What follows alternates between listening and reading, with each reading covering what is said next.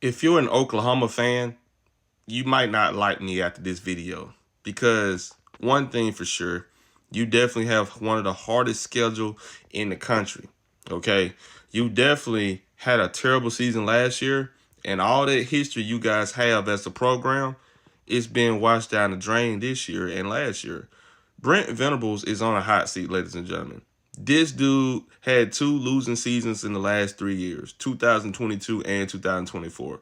As an Oklahoma fan, that's unheard of. He got to turn his program around this season or he's out the gate because I'm sure they will find somebody better than him and he can't turn it around, right? Last year, Oklahoma went 6-7. They lost to Tennessee, they lost to Texas, South Carolina, Ole Miss, Missouri, LSU, and freaking Navy, for God's sake, right? Last year, you started 3-0, and then you lost 7 out of the last 10 games. What happened, Oklahoma fans? 2022, you had the 13th best offense in college football and a 121st defense. 2023, you had the 22nd offense and a 63rd defense. Now, last year, your offense got a lot worse with 113th, but your defense got a lot better with the 19th best defense in the country. Can you guys turn it around? Well, we'll just have to see the schedule and see what kind of strengths and weaknesses this team's have this year. So the strength is that you have a new offensive coordinator for Washington State. Key defensive players on last year defense are back. That's important when you got a lot of guys on defense returning to your team. They did bring in running back Jaden Knott from Cal, and you will have good wide receivers. Now the weaknesses is the strength. John Mateer might be one of the most underrated quarterbacks in college football. Okay, that's a good thing. You losing Jason Arnold. Jason Arnold was not the guy for Oklahoma, and we will see how terrible of a quarterback he is for Auburn. Now let's look at the schedule. As you can see right here, we got Illinois, right? Illinois State. What is Oklahoma going to do with Illinois State? This will be a filling game. I think this will be a good game where a lot of those players will get reps. I'm going to go ahead and give Oklahoma the win here.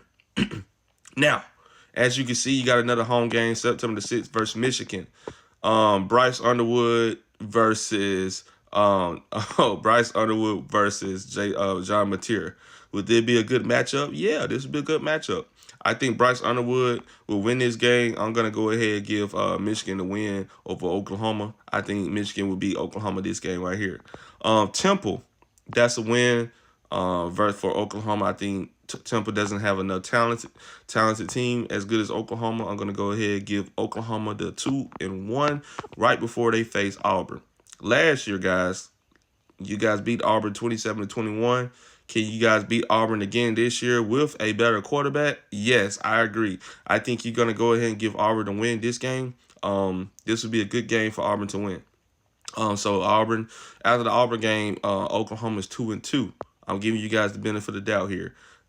Kent State, I'm going to go ahead and say you guys are going to be 3-2 right before the Red River rivalry before you face Texas. Go ahead and mark your L there. You're not beating Texas. I mean, a pig would probably fly in the air if you guys beat Texas. I would be shocked if Steve Sarkisian goes to Red River rivalry as a preseason favorite of making a national championship and can't beat Oklahoma.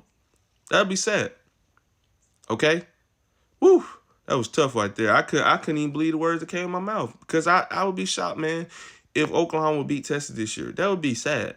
It might save Brent Venables' job, though. If Brent Venables can find a way to beat Texas, that might save his job. Now, let's go to South Carolina. You on the road, South Carolina, you lost 9-35 last year. You're going to lose again this year. I mean, just plain and simple. I don't see a way you're going to stop Lenora Sellers. I think that South Carolina going to just outdo you. You know what I'm saying? So, another game versus Ole Miss. Last year, you lost 14-26 versus Ole Miss. I'm picking Ole Miss to win this game as well. Another game is at Tennessee. On the road at Tennessee, at Rocky Top, a hostile environment. Tennessee may have lost Nico, but they will still be a very, very good team. Their defense is coming back. They will be good. I'm picking you guys to lose this game as well. Like I'm saying, this is a hard schedule, y'all. It's not easy to pick a schedule like this. Oklahoma has a tough schedule, okay? At Alabama, another L there. I mean, come on now. The schedule is tough, okay? That's probably one of the toughest schedules in the nation. I'm picking an L here. right? Alabama beat you 24-3 last year. They're going to beat you bad again this year. Missouri, you lost 23-30 last year. Could you beat them this year? Yeah, you could. Yes, you could. I'm going to go ahead and say you're going to beat Missouri. I'm going to put a W there. This might be the last game you win because you're not beating LSU. You're not beating LSU. Even though you're at home, you're not beating LSU. Okay? So, as you can see, look at the schedule. You got a loss versus Michigan, right? A loss versus Texas, right? Right? So you got Michigan and Texas, 2 L's. A loss versus South Carolina, that's 3. A loss versus Ole Miss, 4. A loss versus Tennessee, 5. A loss versus Alabama, 6. And a loss versus LSU. I got you guys going 5-7 this year. Now, is that an improvement off last year? No, it's not. But your schedule is a lot tougher. Your schedule is pretty tough, guys. I'm going to just be honest with you. This is one of the hardest schedules in the nation. Sorry, Oklahoma fans. At least, hopefully, we get Brent Venables out of there and you guys get to start fresh next year. Thank you.